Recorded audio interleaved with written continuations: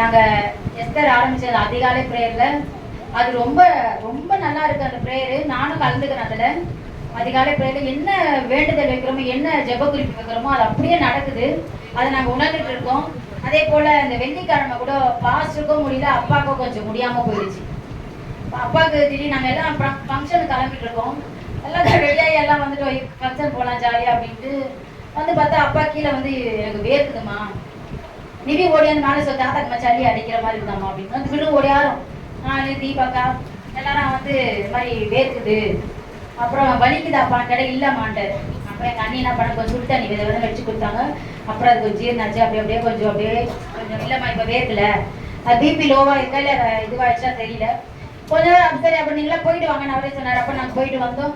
அங்கேருந்து ஒரு ஃபோன் வருது, இந்த தீபாக்கா ஐயோ மாமாக்கு முடியலையாண்டி, மாமாக்கு ஒரு வாமிட் வர மாதிரி இருக்கா, ஒரு மாதிரி இருக்குது, ஹாஸ்பிட்டல் போகிறேன். என்னாச்சு இப்போதான் அங்கே முடிச்சுட்டு வந்து திரும்ப இங்கே அப்படின்னு என்ன ஒன்றுமே புரியல. அன்றைக்கி நைட்டெல்லாம் நான் கூட இருங்க மாமா வீட்டில் அப்படின்னு அப்புறம் கிளம்பி வந்துட்டாங்க அவங்க. அப்புறம் அதிகாலை பிரேட்டை சாரா என்ன பண்ணிச்சு, பாஸ்டருக்காக எல்லாருமே ஜெபம் பண்ண சொல்லிச்சு. அப்புறம் எல்லாருமே தொடர்ந்து ஜெபிச்சுட்டே இருந்தோம். அப்பாக்காக ஜெபிச்சோம். கர்த்தர் நல்ல பரிபூர்ண சுகத்தை 2 பேருக்கும் கொடுத்தார். அதனால கர்த்தர் நாம ஸ்தோத்திரம். இந்த அதிகாலை பிரேயர் ரொம்ப நல்லா இருக்கு. எஸ்தர் கோடான கொஞ்சம் நன்றி செலுத்துகிறேன்.